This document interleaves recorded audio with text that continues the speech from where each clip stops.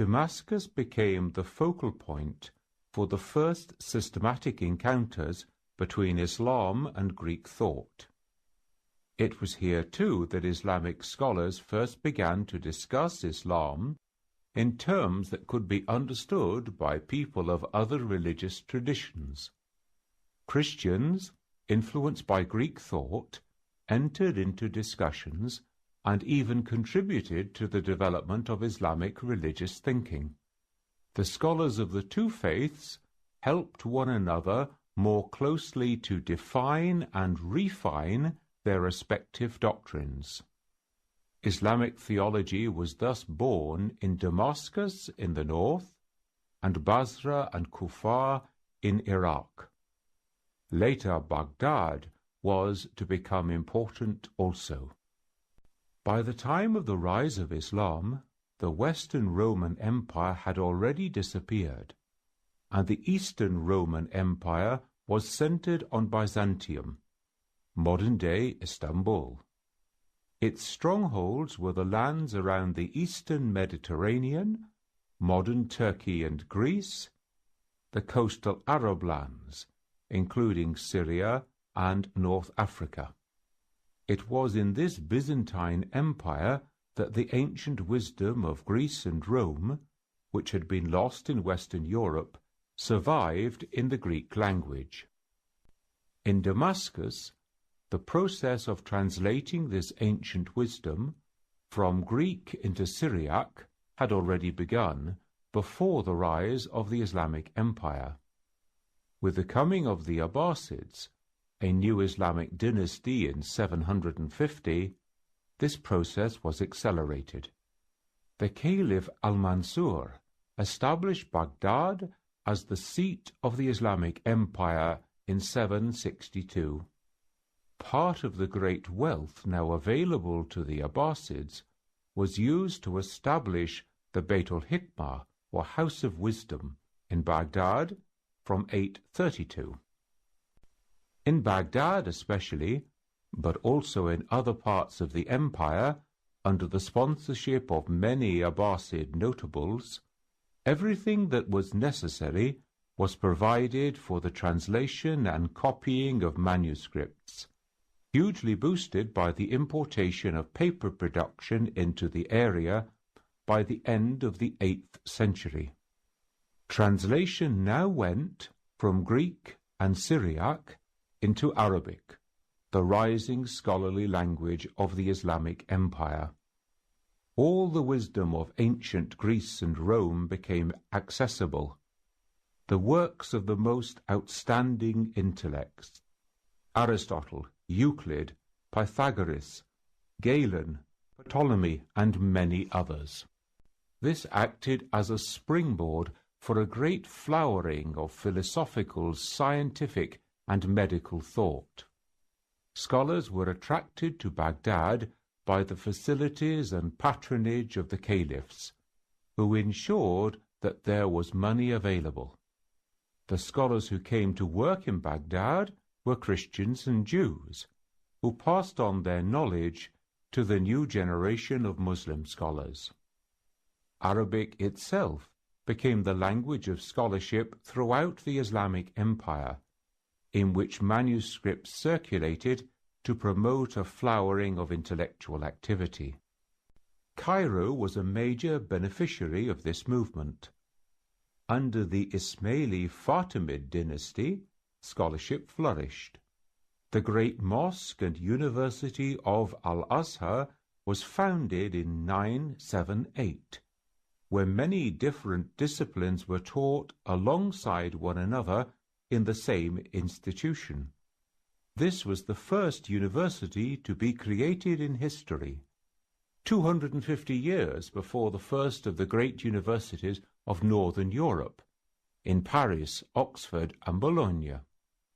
Under the Ayyubid dynasty in Cairo, Al-Azhar became a center of Sunni learning, and remains to this day perhaps the greatest single center of Sunni scholarship in the world.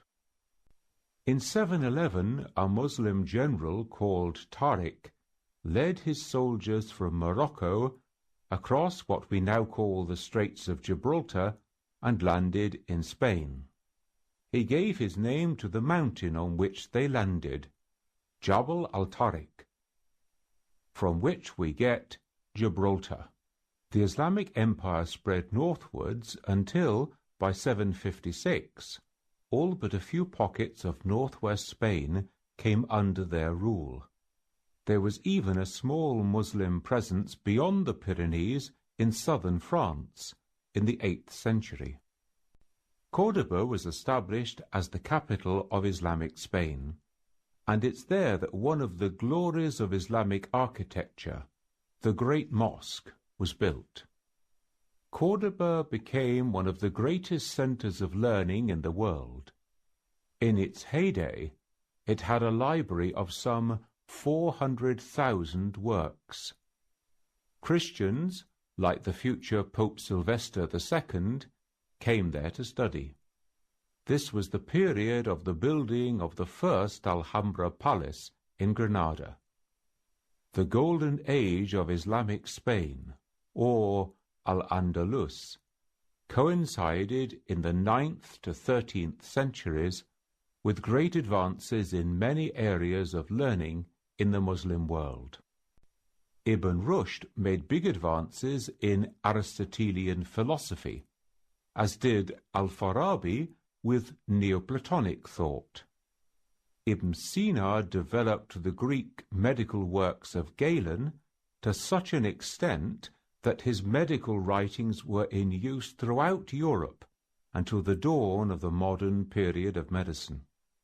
This was the time when people researched the pulmonary circulation of the blood, the structure of the eye, and anesthetics. Work on optics led to the invention of a rudimentary camera and binoculars. There were equally significant advances in mathematics. The concept of zero was developed. Our present-day system of numerals, which originated in India, was developed by Arabs. That's why we call them Arabic numbers. Algebra was developed to deal with the complexities of the Islamic laws of inheritance.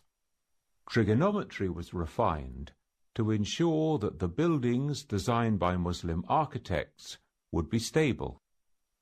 In geography, the circumference of the Earth was calculated, as was the distance from the Earth to many stars and planets. Attempts were made to locate precisely the North Pole. This was an age of great interest in astronomy and astrology. The first observatories were developed in the Muslim lands. Maps of the night sky were produced, and these, together with the astrolabe, allowed sailors to locate their position on Earth when out of sight of land. Without this, European explorers, such as Christopher Columbus, would never have been able to make their voyages of discovery. The Muslims ruled Spain according to Islamic principles. Even so, the majority of the people remained Christian, with a significant Jewish minority.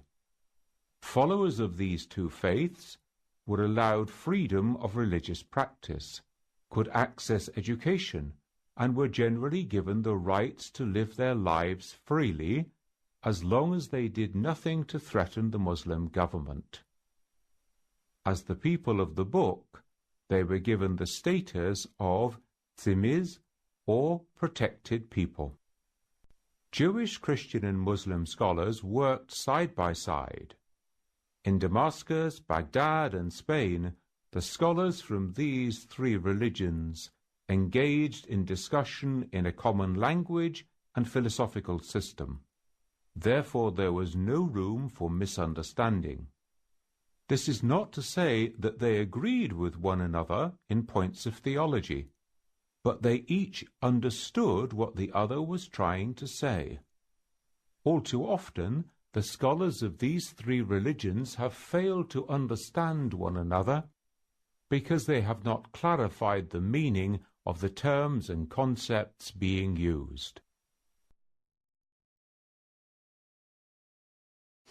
2009 will mark the 400th anniversary of the great expulsions of Muslims from Spain in 1609. And Muslims prefer to remember earlier period of their presence in Spain, the 11th, 12th centuries, when Muslims, Jews and Christians were collaborating in Spain to develop some of the highest forms of intellectual and cultural endeavor, which led, for example, to the translations of Arabic philosophy into Latin. Jews, Christians, Muslims were involved in those translations, and they were the source of the philosophical renaissance in Europe. And in various other fields, scientific, ideological, cultural fields, we had this cooperation of different communities, because Islam in Spain was in the best moment of the Muslim presence there, able to accommodate great diversity, ethnic, religious, linguistic. And from this point of view, Andalusia remains for Muslims a paradigm, a model, just as Athens can be a paradigm for Europe. Islamic Spain became the major route for transmitting learning northwards into Western Europe, via the vast network of monasteries and Christian religious foundations. Perhaps the most influential of these was the great Benedictine monastery of Cluny in France. This was the centre of a chain of monasteries that spread throughout northern and western Europe. There was also a Cluniac monastery in Toledo, Spain, where Peter the Venerable, one of the abbots of Cluny, and the Archbishop of Toledo established a translation bureau. Here, Jewish and Muslim scholars worked with Christians, translating the ancient wisdom of Greece and Rome, along with the developments that had taken place during the 400 years of Arabic progress, into Latin. These were copied and distributed through the monasteries and the new universities of Northern Europe. These translations fueled the Christian scholarly revival.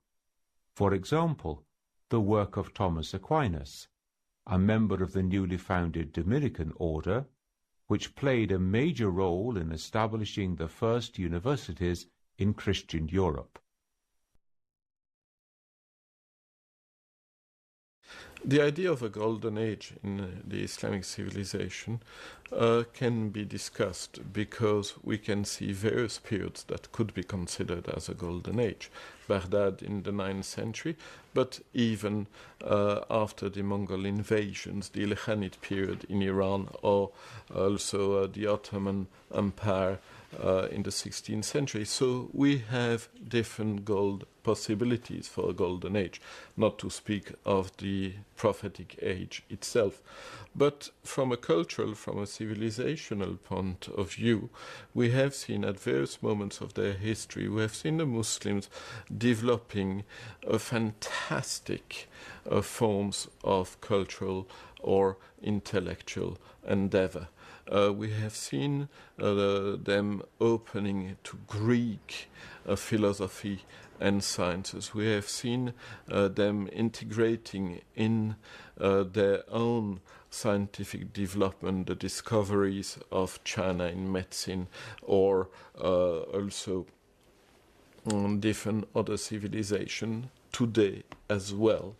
We see them opening to the West. And so what I think is essential to realize is that there is absolutely no incompatibility between Islam and opening to other civilization, and also cooperation with other non-Muslim communities to develop debates of the highest level and to contribute to the scientific development of mankind.